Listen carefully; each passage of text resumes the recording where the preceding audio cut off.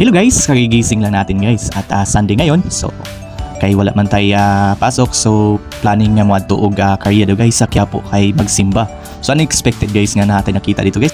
So dito guys, unexpected talaga kasi nakita natin si Nining B dito guys, yung viral ngayon guys na binivideohan ng mga vlogger ngayon na overload na sandwich hotdog.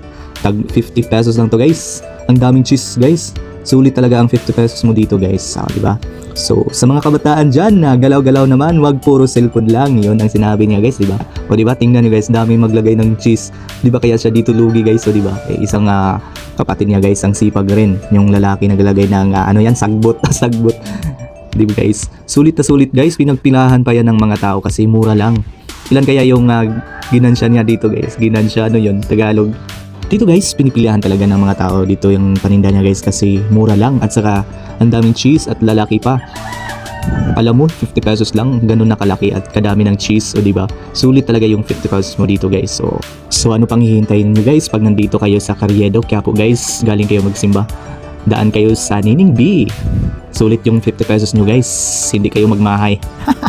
At dito guys, hindi natin sinayang ang panahon, hindi natin inisikan ang panahon. Nagpa-picture na tayo ni Nining B guys para may documentation tayo ni Nining B, o diba? Masaya na tayo guys. So sa mga kabataan dyan, wag cellphone lang, galaw-galaw naman at tularan natin at gawin natin inspirasyon si Nining B guys. Nakakabilib talaga siya guys kasi alam niyo 15 years old pa lang siya guys, nagtitinda na. So nag-aaral pa siya guys, so diba? So kayong mga kabataan dyan, so gawin natin inspirasyon si Nining B.